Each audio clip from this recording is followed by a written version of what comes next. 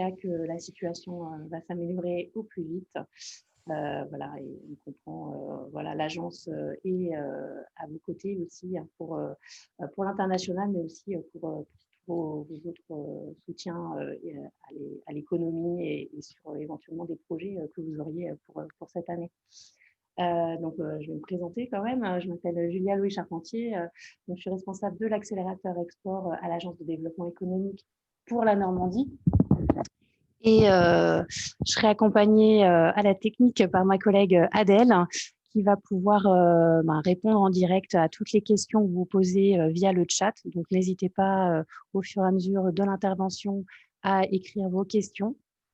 Et donc, à nos deux experts qui vont, donc Gwenaëlle et Adrien de l'agence Business France, qui vont pouvoir nous exposer ce sujet qui est très, très intéressant et d'actualité, qui est la prospection à distance. Donc, je vous laisse vous présenter et puis nous parler de ce sujet, Gwenaëlle et Adrien.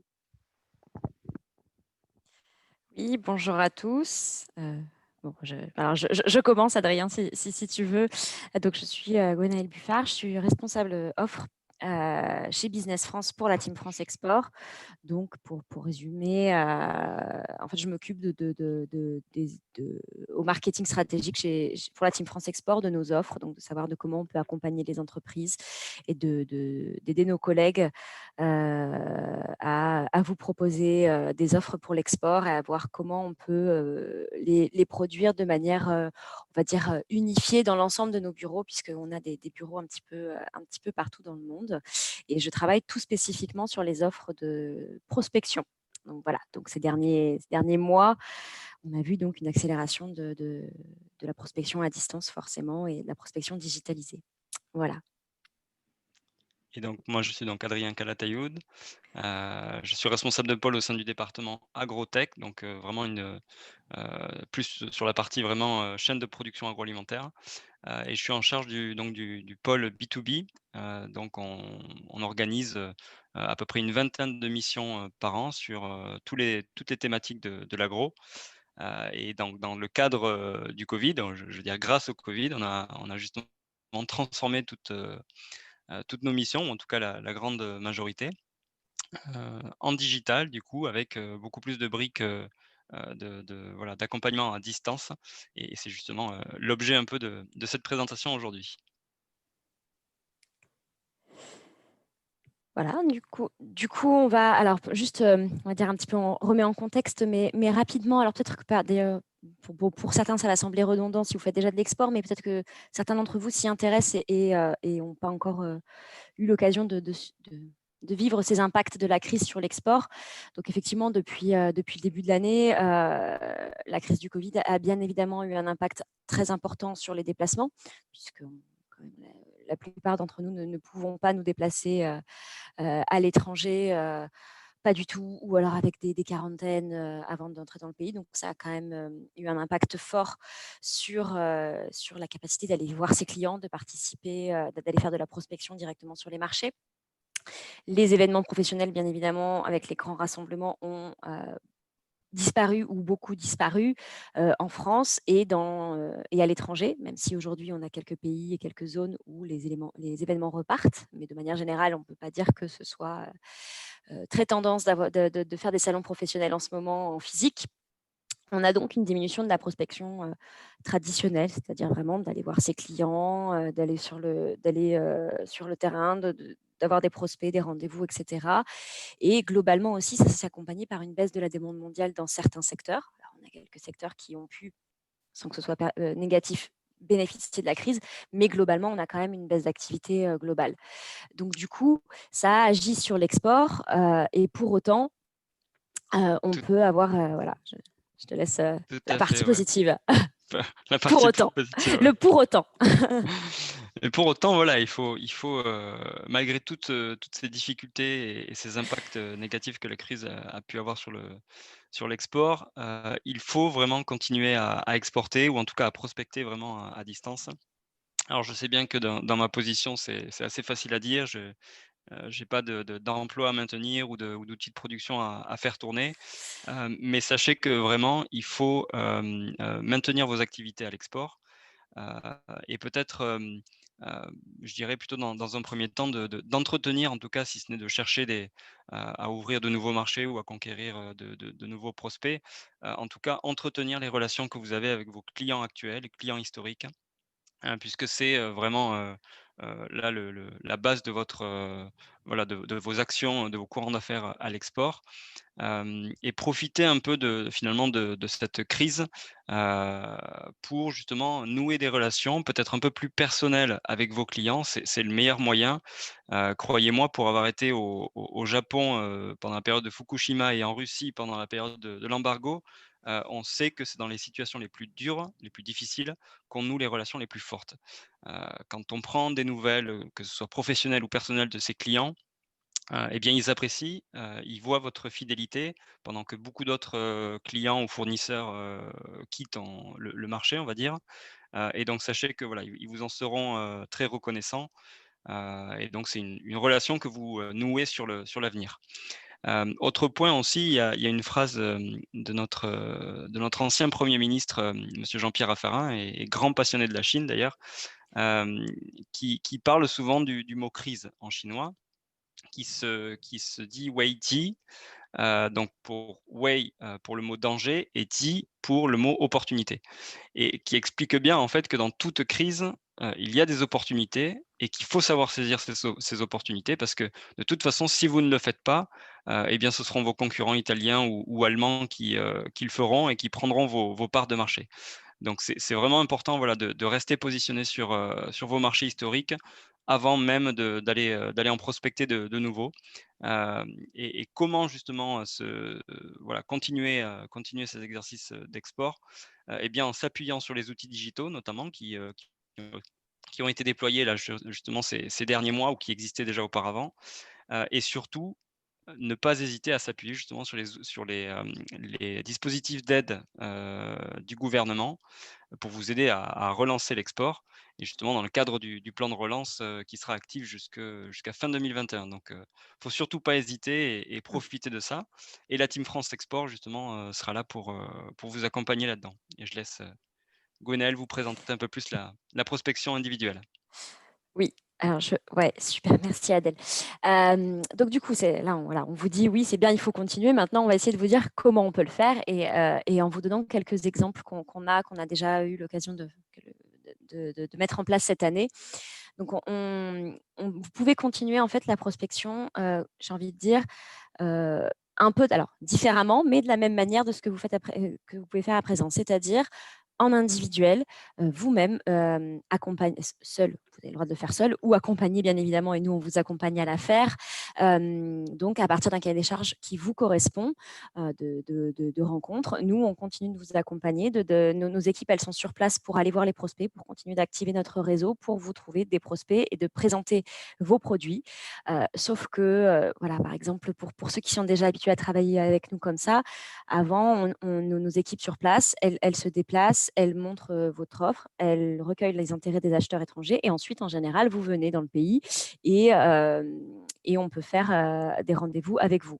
Là, vous ne pouvez pas venir dans les pays. Donc, la première partie, finalement, la première prise de contact, elle continue de se faire comme on pouvait faire jusqu'à présent. Il y a des pays dans lesquels nos collègues ont le droit de circuler, donc il n'y a pas de problème pour se voir et pour présenter. Il y a des pays où c'est un peu plus compliqué, mais ça se fait à distance. Et sachez qu'il y a des choses qui se faisaient déjà à distance, puisqu'on entretient suffisamment notre réseau pour pouvoir présenter déjà à distance plein de choses régulièrement. Donc ça n'a pas changé grand-chose finalement. Cette qualité de service-là, elle continue d'exister. Et puis, eh bien, la deuxième phase, une fois qu'on a les importateurs ou des acheteurs potentiels ou des partenaires potentiels, ça dépend de votre secteur d'activité, qui sont intéressés par vos produits, eh bien, on a la possibilité donc de faire des rendez-vous en visioconférence. Comme là, on vous a mis une petite image d'illustration. En fait, vous êtes présent. On peut avoir nos collègues donc à l'étranger qui sont présents aussi avec vous pendant la réunion. Et vous pouvez présenter vos produits. Donc, s'il y a des besoins d'échantillons, et je vois qu'il y a une question sur l'aide à la logistique échantillon, euh, il faut envoyer les échantillons en amont, bien évidemment. Donc après, il peut y avoir plusieurs process en fonction des pays. Donc là, je ne vais pas vous donner la partie logistique pure sur les différents pays, puisque ça peut être organisé différemment. Par contre, ce qu'il faut, c'est, dans cette aide à la logistique, c'est organiser votre dégustation, si c'est des échantillons de dégustation, par exemple.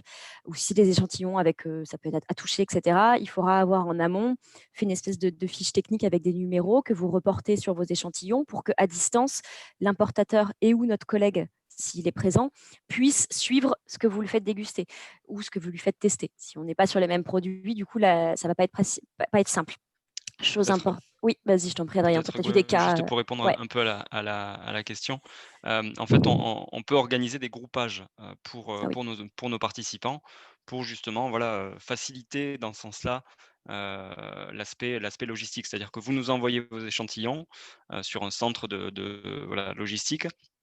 Nous avons des partenaires justement logisticiens, donc on travaille essentiellement avec ce genre voilà, de partenaires qui centralisent donc vos échantillons qui centralisent les échantillons de tous les participants et les envoient soit à l'ambassade de Mm. France en local, soit sur le lieu de livraison. Et voilà, donc c'est en ce sens-là qu'on vous aide un peu à envoyer des échantillons, mais c'est bien dans le cadre d'une prestation et d'une mission. Ça, voilà. Donc, c'est effectivement ce que vient d'expliquer Adrien marche pour le collectif. Et en individuel, vous les envoyez directement. Là, c'est pour ça, soit notre collègue, soit directement à l'acheteur. Ça dépend comment on va se faire la dégustation. Enfin, je dis dégustation parce que j'ai une plaie de vin en face de moi. Ça m'oriente, mais ça peut être d'autres choses en échantillon. Tout à fait. Il y a le point coaching, donc sur la préparation au rendez-vous. Oui, parce qu'en fait, et c'est un point sur lequel Adrien va revenir plus en détail tout à l'heure, mais en tout cas, il est simplement important de préparer votre rendez-vous. On ne fait pas des rendez-vous à distance de la même manière qu'on ferait des rendez-vous en physique, parce qu'on n'a pas le même temps, on n'a pas la même attention, on n'est pas face à face. Même nous, aujourd'hui, on ne fait pas la présentation de la même manière qu'on l'aurait potentiellement faite, parce que je suis sûre que ADN nous aurait accueillis avec un café. Bon, bah là, vous avez tous fait votre café chez vous. Voilà, c'est des petites choses comme ça qui changent la donne dans le contexte, mais aussi dans la manière de transmettre le contenu. Donc ça, c'est important de s'adapter. Sécuriser les aspects techniques. Voilà, pour ceux qui sont arrivés un petit peu en amont ce matin, vous nous avez entendu converser parce qu'on a géré les éléments techniques en amont et c'est vraiment important de le faire en amont. Ça peut paraître du détail, mais je vous assure que suivant certains pays, des pays où c'est très carré notamment, on va attendre à ce que vous soyez prêt à l'heure que vous avez donnée. Et donc, ça veut dire que vous avez tout réglé en amont. Et si vous commencez votre négociation, votre présentation avec déjà des problèmes, ça met l'acheteur potentiel potentiellement dans des mauvaises conditions. C'est comme si vous arrivez en retard à un rendez-vous, par exemple. Voilà, il y a des choses comme ça. Et là, je le précise dans un cas où effectivement, c'est nous qui vous accompagnons sur ces démarches. Vous pouvez tout à fait demander l'accompagnement de nos experts à ces rendez-vous. Ça permet parfois, notamment quand on n'est pas à l'aise avec un rendez-vous à distance, notre collègue, il connaît l'acheteur, ça permet de relancer, ça permet d'orienter et de vous aider dans cette négociation qui n'est pas simple, qui n'est encore moins simple à distance pour certains. Mais par contre, voilà, je le précise, nous, on a aujourd'hui plein de preuves de personnes qui ont vraiment entamé des négociations à distance, voire qui ont signé des contrats. Et on imagine tout à fait pour l'avenir que ça puisse continuer. Ça existait déjà, ces rendez-vous à distance. Il n'y a pas que la crise qui l'a amené, on le faisait déjà avant. Mais ça, bien évidemment, la crise a accentué et généralisé cette démarche. Et ça va permettre aussi ça a vraiment permis de signer des contrats aujourd'hui. Adrien, peut-être je te laisse présenter comment on peut prospecter à plusieurs aussi, continuer de prospecter à plusieurs, même si les événements, c'est compliqué. Ça peut paraître compliqué. C'est compliqué, mais c'est possible, ouais, tout à fait. Donc dans le cadre de la digitalisation de nos événements en collectif, puisqu'on a été, je dirais, contraint et forcé, mais finalement c'était pour le bon aspect des choses. C'est vrai que comme le disait Gwenaël, le fait de se préparer est primordial, parce que voilà, on peut pas, comme on dit souvent, on n'a pas une deuxième occasion de faire une bonne première impression. Et à distance et donc en visio, c'est d'autant plus vrai et d'autant plus important, voilà, de se préparer et d'être vraiment, de travailler son pitch, d'être rodé pour voilà, faire passer son message rapidement. Sur les aspects donc d'opération B2B ou salon, on s'est rendu compte en fait que nos bureaux, grâce au gain de temps, voilà, qui ne passaient plus sur des opérations vraiment purement logistiques en tout cas, que ce soit réserver des salles ou s'occuper de la sono qui fonctionne bien dans la salle pour le cocktail, par exemple. Eh bien, grâce à tout ce temps qu'on a pu économiser, on va dire, on l'a passé dans une qualification beaucoup plus précise. Et donc, dans ce sens-là, les rendez-vous que nous proposent enfin, que vous proposent pardon, nos bureaux, eh bien, sachez qu'ils sont beaucoup plus qualifiés et beaucoup plus pertinents, dans le sens où l'acheteur a vraiment identifié votre solution comme répondant à son besoin et donc potentiellement voilà, un taux d'impact beaucoup plus important. On a essayé également de développer de plus en plus le format à la carte, notamment sur les opérations B2B, dans le sens où sur les séances plénières, en tout cas les webinars que nous proposons et voilà, les sessions de formation que nous vous proposons, eh bien, vous pouvez choisir vos thématiques et finalement ne payer que pour ce que vous choisissez. Donc c'est quelque chose qui est relativement apprécié depuis quelques mois, puisque voilà, vous avez vraiment heu, comment dire? Une personnalisation de vos missions qui est voilà, au maximum, on va dire, puisque vous avez votre propre programme de rendez-vous, vos propres sessions de webinaires et donc d'informations. Et donc voilà, c'est cette idée du à la carte vraiment heu, est assez importante pour nous, puisque vous avez l'air de l'apprécier.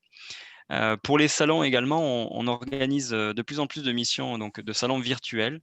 Donc vous le voyez, il y a plusieurs plateformes qui ont été développées là avec des avatars. Vous pouvez recréer votre propre stand, recréer vos propres commerciaux si vous le souhaitez. Et puis donc participer à des salons virtuels. Alors on sait que voilà, les salons physiques ne pourront jamais être remplacés et que le contact physique ne pourra jamais être remplacé par du virtuel, mais c'est quand même un bon moyen, justement, comme je disais en introduction, de continuer d'être présent sur les salons historiques, de continuer vos relations avec vos clients. Heu, donc voilà, même si certains peuvent avoir des réticences, les outils maintenant sont assez performants et assez intéressants et vraiment, je pense que ça vaut le coup de s'y intéresser et voilà et de regarder ce qui se fait. Et du coup, je veux bien, Adèle, qu'on passe sur la slide d'après. Du coup, on a, et on le voit hein, dans ces formats, que ce soit dans l'accompagnement en collectif ou en individuel, quand même plein d'avantages sur cette digitalisation. On a une vraie efficacité qui est là parce que, déjà actuellement, purement par rapport à la situation sanitaire, on n'est pas dépendant de cette situation sanitaire complètement quand on passe en digital. On peut faire du digital, peu importe, entre guillemets, l'état du pays au niveau sanitaire. Mais surtout, alors plus vraiment dans le business en tant que tel, comme le disait Adrien, ça nous a rendu beaucoup plus flexible pour l'organisation. Ce à la carte, c'est le digital qui nous le permet. Si vous prenez une mission pour partir à l'étranger 5 jours, on peut vous faire du à la carte de un peu moins de temps sur place, mais ça reste sur place et vous serez parti ces 5 jours-là. Et donc, du coup, vous prenez un programme en complet. Là, le fait d'être en digital peut nous permettre de faire un rendez-vous à tel moment cette semaine-là et puis un tel moment cette autre semaine-là. Ça laisse beaucoup plus de flexibilité dans les emplois du temps de chacun de pouvoir organiser. Donc, c'est ce qui permet ce à la carte dont parlait Adrien. Le digital vous permet de recréer un vrai univers et ça c'est des choses. Alors là, vous voyez, nous, c'est pas grand-chose, mais c'est déjà ça. On a ces petits logos derrière nous, etc. Et vous pouvez créer ça. Vous pouvez recréer un univers. Vous pouvez faire des petites vidéos courtes qui vous permettent de mettre de présenter votre entreprise en physique, de faire une petite visite d'entreprise virtuelle, etc. Il y a des choses que vous pouvez faire vraiment pour re-immerger l'acheteur pendant que vous faites vos rendez-vous.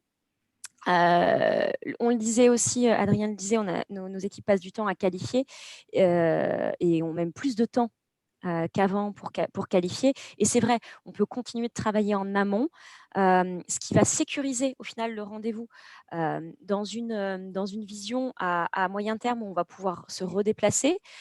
Vous allez même pouvoir bénéficier de ça, c'est-à-dire qu'aujourd'hui, vous allez faire un premier rendez-vous en digital et donc du coup, on aura en amont de ce rendez-vous, nous, on aura qualifié des contacts. Par exemple, présenter votre offre. Certains auront choisi votre offre, certains acheteurs. Vous allez faire des rendez-vous à distance, donc vous ne serez pas déplacés, etc. Et puis, il y a 3-4 acheteurs sur, je ne sais pas, 6-7 en fonction de votre secteur d'activité, rendez-vous que vous aurez fait à distance, qui, eux, seront vraiment intéressés. Vous allez vous déplacer un jour, on l'espère, en vrai peut-être pour les rencontrer, parce que le physique, Adrien l'a dit, on ne le remplacera jamais. Sauf qu'au lieu de vous déplacer pour voir 8 contacts, vous allez peut-être vous déplacer pour en voir 4 que vous êtes sûr d'être vraiment intéressé. Donc en fait, cette qualification supplémentaire va continuer de vous faire gagner du temps et de l'argent, et on va le voir, c'est un des autres avantages majeurs qu'on va avoir, c'est que vous gagnez du temps sur les rendez-vous à distance, ou quand on est sur des événements à distance, vous pouvez continuer de piloter votre activité depuis votre siège, parce que vous n'êtes pas en décalage horaire, 5 jours à l'étranger. Les coûts au déplacement, bien évidemment, il y a beaucoup de coûts qui disparaissent. Donc, ça peut vous laisser sur un budget export que vous aviez en temps normal. Ça peut vous permettre d'investir le même budget sur plus d'actions, ou de baisser votre budget export, notamment si actuellement vous souffrez vous subissez une baisse de la demande, etc. Et en plus, c'est aussi, bon, ça c'est le petit plus, tout le monde n'y est pas forcément sensible, mais je pense qu'on y est de plus en plus. Il y a quand même un vrai gain et un impact carbone beaucoup moins important du fait de moins se déplacer, ou de faire des événements physiques, des événements comme les salons. Ça a un gros impact carbone, puisque on monte des villes et on les démonte en 3 jours. Donc, il y a aussi une empreinte, un impact sur l'environnement. Donc, il y a vraiment plein de choses positives avec la digitalisation, même si on a quelques, on va dire, points de vigilance. Je te laisse peut-être, Adrien, les présenter. Oui, tout à fait. Donc, on le disait, il faut pas attendre le retour à la normale, parce qu'il n'y aura pas de retour à la normale.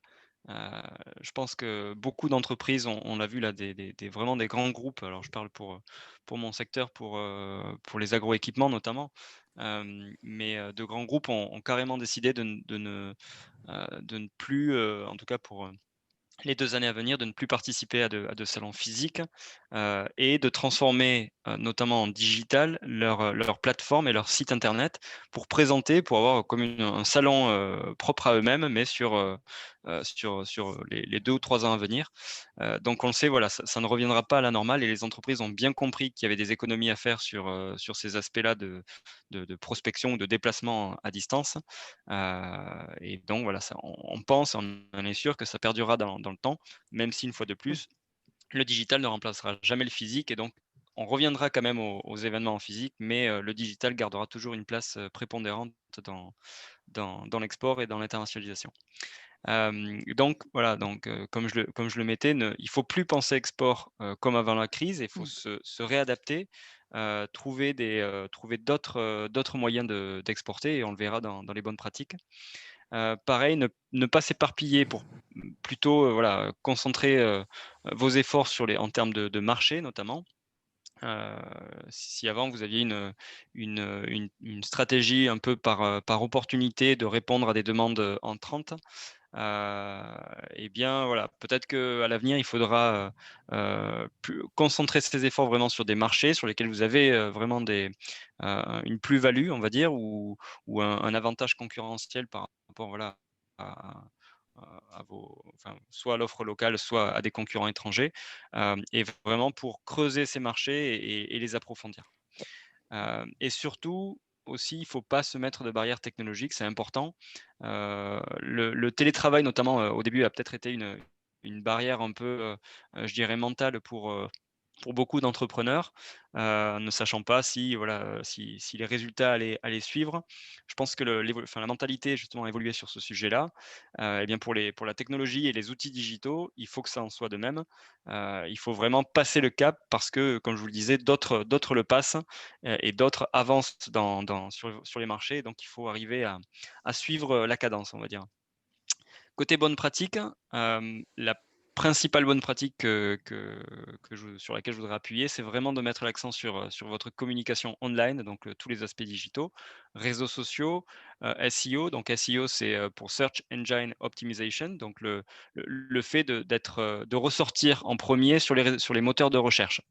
Et ça, c'est vrai que le B à bas, on va dire, mais c'est très important.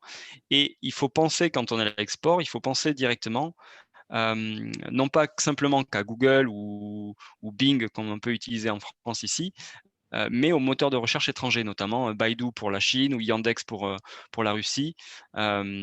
Tous ces moteurs de recherche, quand vous partez à l'export, Sachez que voilà, nous on utilise Google et c'est normal, enfin c'est le moteur de référence, de recherche pardon, de référence en France.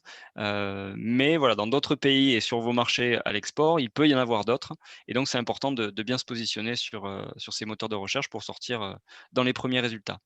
Le web marketing aussi est assez important, dans le sens, voilà, il ne faut pas hésiter à se positionner sur des marketplaces, des e-vitrines. On en a développé notamment quelques-unes, Mmh. au sein de Business France pour les produits français dans le domaine des VSB, donc des vins spiritueux, des produits alimentaires et des produits cosmétiques également. Donc toutes ces plateformes et ce e-commerce est en plein développement et il faut vraiment, que vous y soyez dessus. Bien sûr dans la mesure voilà, de vos produits, je ne sais pas s'ils sont tous adaptés à ce mode de commercialisation, mais en tout cas sachez que c'est voilà, que c'est un sujet assez important. Comme je le disais également, il faut travailler son pitch. Ouais. Il faut vraiment, que en 10 minutes ou 15 minutes maximum, vous soyez capable voilà, d'expliquer clairement, simplement, heu, ce que vous faites et vos solutions, vos produits, vos équipements, peu importe. Parce que, vous le voyez, hein, enfin, je pense que vous êtes aussi, submergé de réunions et de voilà, enfin, votre calendrier a sans doute explosé depuis ces derniers mois. C'est pour tout le monde pareil et donc le temps est précieux et il faut vraiment être capable de délivrer son message, en très peu de temps et avec un bon dynamisme et voilà, une bonne, assurance et d'où l'importance vraiment de travailler vraiment son pitch et une fois de plus, on vous forme à ça et enfin, dans le cadre de nos missions bien sûr, mais on peut vous préparer à ça. Bien sélectionner ses clients aussi puisque, vous le savez, enfin, nous en France, on a de la chance d'avoir des aides gouvernementales, mais sachez que dans tous les pays, ce n'est pas forcément le cas. Donc il y aura des faillites et il y aura des clients qui disparaîtront forcément. Et donc dans ce sens, voilà, assurez-vous de la stabilité et de la capacité de vos clients à vous payer. Ça, c'est très important. Ça vous évitera pas mal de préjudices. Et puis enfin, je pouvais pas, ne pas faire notre pub, on va dire, mais faites-vous accompagner, que ce soit par la Team France Export ou que ce soit par d'autres OSCI, mais vraiment, Mmh. voilà, gagnez du temps, avec des experts de l'export. Ouais. Ça, voilà, ça vous fera gagner et du temps et de l'argent et donc n'hésitez pas vraiment à vous faire accompagner par ces organismes spécialisés du commerce international. C'est vraiment, un aspect vraiment, vraiment important. Adrien, je me permets d'intervenir. Oui, effectivement, c'est important de se faire accompagner et c'est important aussi de noter que les aides, elles peuvent aussi financer ce type d'accompagnement, Et donc les Tout aides à fait. nationales, mais aussi régionales. oui. Et toute cette partie de digitalisation est bien sûr éligible. Et ces Et, aides sont Oui, cumulables d'ailleurs, hein. tout oui, à oui. fait. Et un autre point que je voulais juste souligner, c'est ce travail sur l'identité et de votre produit à l'étranger et qui peut être différent en fonction des marchés que vous voulez Mmh. adresser. Et c'est pour ça que ça ne s'improvise pas. Et donc, je pense qu'effectivement, vous l'avez bien noté, mais je pense que c'est un point vraiment important à avoir en tête, c'est qu'il y a aussi ce travail en amont à faire et que l'accompagnement peut être aussi intéressant dans ce sens. Tout à fait et comme on a moins de temps alors moi avant mon marketing, j'étais, aussi à l'agro, mais sur la partie produits transformés, donc les parties agroalimentaires. Comme on a moins de temps pour présenter à distance, donc il faut effectivement autant travailler son image en trouvant ces éléments différenciants, sans pour autant entrer dans quelque chose qui va perdre. Je sais qu'on a tendance nous, et Dieu sait si je les ai portées longtemps les entreprises de l'agroalimentaire et que j'ai aimé ça, il y avait une histoire, il y avait toute une histoire familiale et cetera. Ça, je sais que ça peut être un peu la base sur laquelle on travaille et pour autant, quand on va passer en digital, on ne va pas pouvoir faire un quart d'heure d'explication sur la famille etc. Ça ne veut pas dire que vous n'allez pas le présenter, ça veut dire qu'il faut avoir d'abord attraper l'acheteur sur qu'est-ce qui est intéressant dans son produit pour lui, pour vous, pour lui. Et après, vous allez creuser, vous allez construire l'histoire éventuellement, mais pas avant, parce que vous avez une chance sur deux de le perdre avant. Et finalement, d'ailleurs, le digital ne met en avant que des points qui sont un peu vrais en temps normal, hein. Adrien parlait de ne pas s'éparpiller, de ne pas répondre de pas être juste en réponse de demande entrante. C'est comme ça qu'on fait une stratégie export de manière générale aussi, au final, pas que en digital. Ça met juste en exergue des points supplémentaires, le digital, parce qu'on a moins de temps et moins de contacts physiques pour essayer de faire quelque chose et que ça rende le contact de base plus froid. Mais c'est les mêmes tips, en fait, c'est les mêmes conseils qu'on peut donner malgré tout en digital aussi. Ça n'exclut pas d'avoir une vraie stratégie construite pour l'export dans tous les cas. Je ne sais pas, peut-être vous préférez, puisqu'on on est déjà dépassé un petit peu, faire quelques questions s'il y en a. Et on avait prévu des petites vidéos pour vous présenter un peu une séquence d'accompagnement, comment ça peut se faire. Quelques chiffres voilà, pour vous familiariser à comment ça se fait aujourd'hui. On a fait une petite étude auprès de certains de nos clients et de voir comment l'accompagnement se fait. Mais vous aurez la présentation, je crois, hein, vous Et l'envoyez. surtout, Donc, quelques chiffres qui montrent que finalement, le digital, ça marche également. C'est pas, exactement. C'est pas juste parce qu'on vous dit que c'est bien. Tout à C'est que fait. c'est vrai. C'est les entreprises là, qui le disent. Donc, si vous, voilà, vous aurez ces éléments, peut-être que vous préférez qu'on fasse quelques questions tant qu'on est là, plutôt que de vous passer la vidéo que vous pourrez voir dans tous les cas. Je ne sais pas comment Après, vous voulez. on devait avoir le témoignage de l'entreprise Technique Conception Contrôle qui malheureusement n'a pas pu se libérer ce matin. Donc peut-être qu'on peut passer quand même la vidéo du témoignage de l'entreprise Métalluplast Oui. et puis après éventuellement reprendre sur des questions. Oui, je vois qu'il y a quelques Si. questions effectivement, donc ouais, on pourra les prendre après, oui.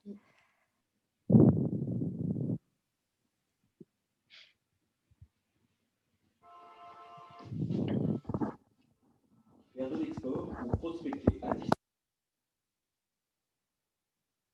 Ah, on n'a pas On n'a le plus le son, son. nous, de notre côté, donc je pense que c'est pareil pour tout le monde. On n'a pas le son de la vidéo.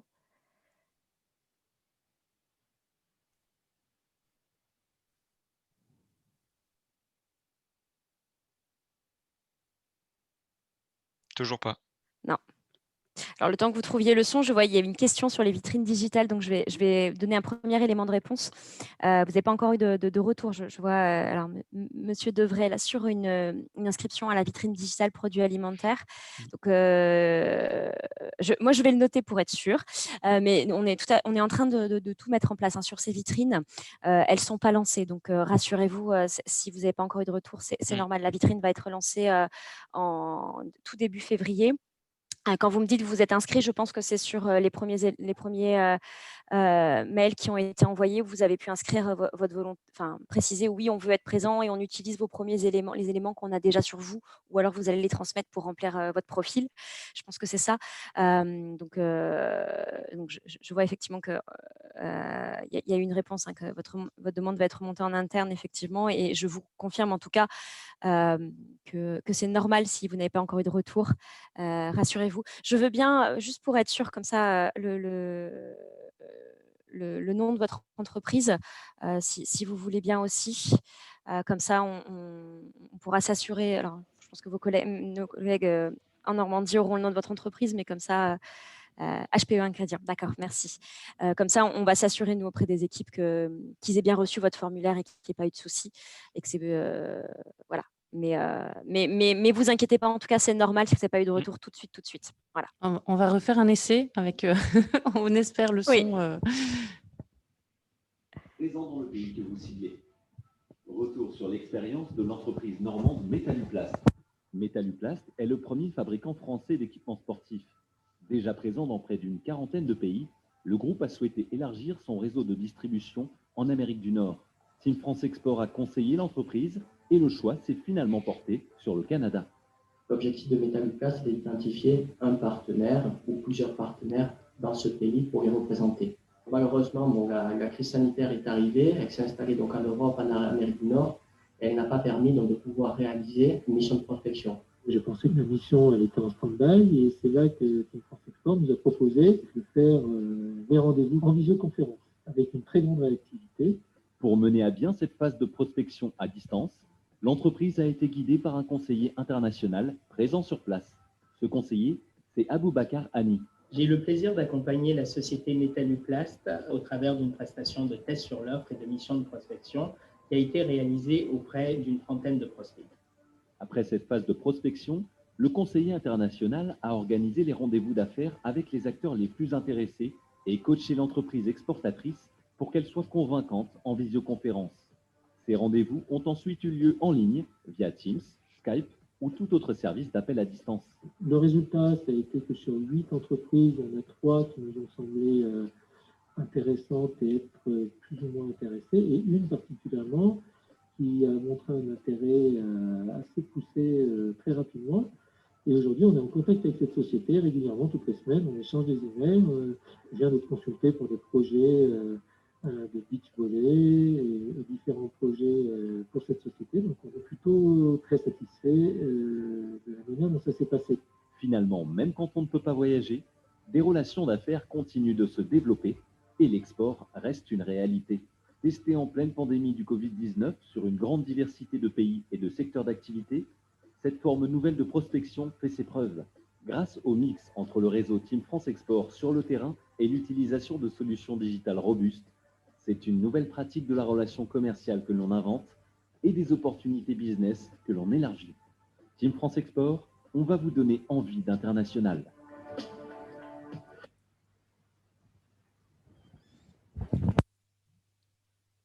Ah, on n'a pas le son, Julia, on n'entend pas. Décidément. Voilà. Oui, donc j'espère que vous avez, là, vous avez pu avoir un son à peu près audible sur la vidéo. Oui, bon, bah, très bien. Dans tous les cas, voilà, le lien est sur la présentation. Donc, oui, toujours, exactement. Vous pourrez revoir la vidéo sans problème puisque le lien est sur la présentation qu'on vous envoie juste après à tous les participants. Merci beaucoup, Gwenaëlle et Adrien. C'était vraiment très intéressant. Il y a vos coordonnées sur la présentation également. Donc, n'hésitez pas. j'invite voilà, les participants à vous contacter directement. Bien sûr. Nos coordonnées à Adèle et moi-même sont également sur cette présentation. Donc, voilà, l'agence est toujours disponible pour toutes les questions que vous auriez éventuellement à nous poser. Et puis, je vous donne rendez-vous pour le prochain Good Morning Export qui sera en février. On va présenter le booster Zone Rhénane, donc un nouveau dispositif service pour les entreprises normandes. Voilà, merci à tous. Merci beaucoup. Merci Bonne à journée à tous. Au revoir. Au revoir.